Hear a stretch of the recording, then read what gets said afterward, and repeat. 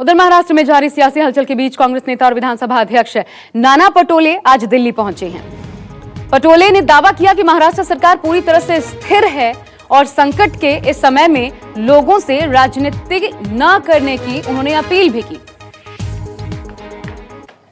महाराष्ट्र में जो भी पॉलिटिकल सिचुएशन बनी हुई है, जिसका मीडिया के माध्यम से देखा जा रहा है,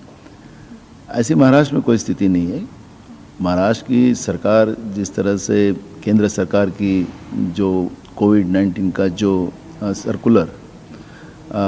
जो जारी की गई थी, उसके ऊपर पूरी महाराष्ट्र की सरकार ने उसके ऊपर काम किया है। ये समय सरकार गिराने और सरकार उठाने का नहीं है, ये समय हमें कोरोना से लड़ने का समय है और हमें देश की जनता को, हमारी राज्य की जनता को समझता। महाविकास आघाड़ी की जो दल बना हुआ है उसके तीनों नेता एक में से बात करते ही है, लेकिन सबसे बड़ा प्रश्न ऐसा है कि मैं बार बार ये कह रहा हूँ कि महाराष्ट्र में कल से जो वातावरण निर्मित हो रही है कि राष्ट्रपति राजवट लग रहा है, ये हो रहा है, वो हो रहा है, होगा कि नहीं होगा वो बात का इशू है। लेकिन आज सबसे बड़ा प्रश्न हमारे सामने है कि महाराष्ट्र की जनता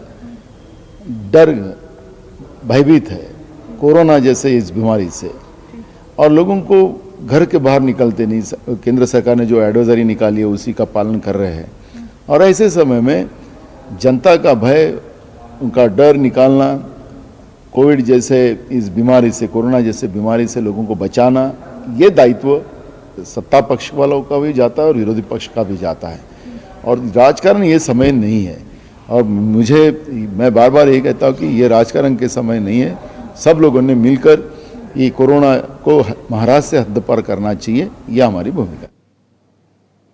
सब कुछ सामान्य बताने की कोशिश हो रही है महाविकास आघाड़ी की तरफ से, लेकिन हम सीधा रुख करते, मेरे साथ मेरे दो सहयोगी इस वक्त जुड़ गए हैं। इंद्रजीत सिंह मुंबई से और न्यूज रूम से रमन कुमार मेरे साथ हैं। लेकिन सबसे पहले मुंबई का रुख कर लेते हैं क्योंकि वहां पर बैठक चल रही है।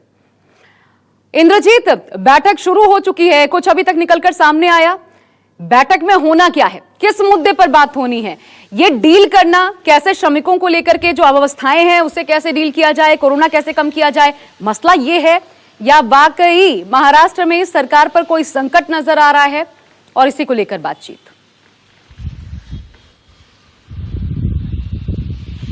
जी बिल्कुल, जो सरकार की तरफ से लगातार यही बताया जा रहा है कि जिस तरह से कोरोना का संक्रमण बढ़ रहा है और उसी को लेकर ये बैठक बुलाई गई है कि किस तरह से जो मजदूरों की समस्याएं हो रही हैं, कैसे जो प्रवासी मजदूर हैं उनको गांव भेजने में किस तरह की दिक्कतें आ रही हैं, किस तरह से संक्रमण बढ़ रहा है, और किस तरह से जो महाराष्ट्र के ही लोग हैं जो मुंबई में फंसे हैं या मुंबई के आसपास फंसे हैं और मुंबई में वो अपने गाँव जाना चाहते हैं, उनको कैसे भेजा जाए, इन सब चीज़ों पर चर्चा हो रही है। दूसरा, 1 तारीख से लॉकडाउन खत्म हो रहा है, तो क्या उसको बढ़ाना चाहिए, नहीं बढ़ाना चाहिए, अगर बढ़ाया जाएगा तो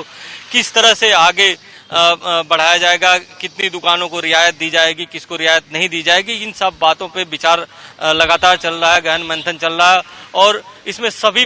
पक्षों की राय ली जा रही है। तीनों पार्टियों के नेताओं से इसमें राय ली जा रही है कि अगर लॉकडाउन बढ़ाया जाता है 1 तारीख के बाद तो किन किन दुकानों को परमिशन देना चाहिए, किन किन इंडस्ट्री को परमिशन देना चाहिए, कंटेनमेंट जोन छोड़कर बाकी सब जगहों पर खोलने की परमिशन देना चाहिए कि नहीं। दूसरा एक चीज ये था कि मॉल खोलने की परमिशन मिले या नहीं, लेकिन इसके राजनीतिक मायने भी निकाले जा रहे हैं क्योंकि जिस तरह से आज आपने सामना में देखा कि किस तरह से विपक्ष पर हमला किया गया। इसके अलावा राज्यपाल की भूमिका पर सवाल उठाए गए और लगातार ये चर्चा चल रही थी और विपक्ष की तरफ से मांग भी की गई थी कि सरकार को बर्खास्त किया जाए और राष्ट्रपति शासन लगाया जाए। तो कहीं न कहीं इस मामले पर भी विचार चल रहा है, लेकिन अभी तक कंक्रीट कुछ निकल कर नहीं आया। लेकिन जो सरकार के सूत्र बता रहे हैं, जो सरकार के लोग कह रहे हैं कि कोरोना संक्रमण को लेकर ही बात चल रही है। रमन, इस बीच नाना पटोले का दिल्ली पहुंचना और उससे पहले जो 2 महीनों में नहीं हुआ, इतने बड़े स्तर की एक बैठक हो जाना तीनों पार्टियों के बीच, ये सब कुछ आपको सामान्य नजर आता है या वाकई कहीं ना कहीं एक रेखा खिंच गई है, इसी रेखा को मिटाने की कोशिश है इन बैठकों के जरिए?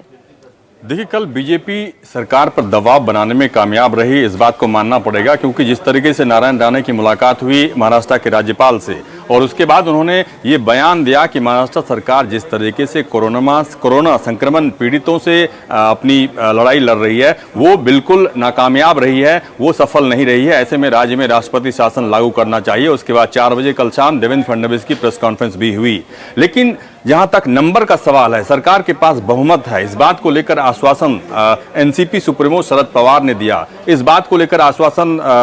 शिवसेना की नेताओं की तरफ से आया। लेकिन सबसे बड़ी बात जो कंफ्यूजन उभर कर सामने आई कि राहुल गांधी की कल की प्रेस कॉन्फ्रेंस में यह कहा गया कि जो भी महाराष्ट्र सरकार की नाकामयाबी के बारे में बातें सामने आ रही है, इसको लेकर कांग्रेस पार्टी जिम्मेदार इसलिए नहीं है कि कांग्रेस पार्टी सरकार में भागीदार जरूर है, लेकिन जो फैसला लेते हैं वो फैसला मुख्यमंत्री के द्वारा लिया जाता है और फैसला मुख्यमंत्री शिवसेना का है। ऐसे में अब चूंकि लगातार कांग्रेस पार्टी पर इस बात को लेकर दबाव बढ़ रहा था कि कांग्रेस पार्टी पूरे मामले से क्या पल्ला झाड़ रही है, जो आरोप आज रविशंकर प्रसाद ने राहुल गांधी के ऊपर लगाया। इसीलिए अपने आप को डैमेज कंट्रोल के तहत राहुल गांधी ने कल ही ट्वीट किया, ट्वीट करके वो वीडियो भी भेजा कि उन्होंने कहा कि उनके बातों को गलत तरीके से पेश किया गया और फिर उद्धव ठाकरे से उन्होंने बातचीत करके ये भरोसा दिया कि सरकार की सेहत पर कोई खतरा पैदा होने वाला नहीं है, सरकार के साथ कांग्रेस पार्टी है, कांग्रेस एनसीपी और शिवसेना की सरकार सही तरीके से काम कर रही है। लेकिन कुछ कंफ्यूजन इस बात को लेकर या कहें कि कुछ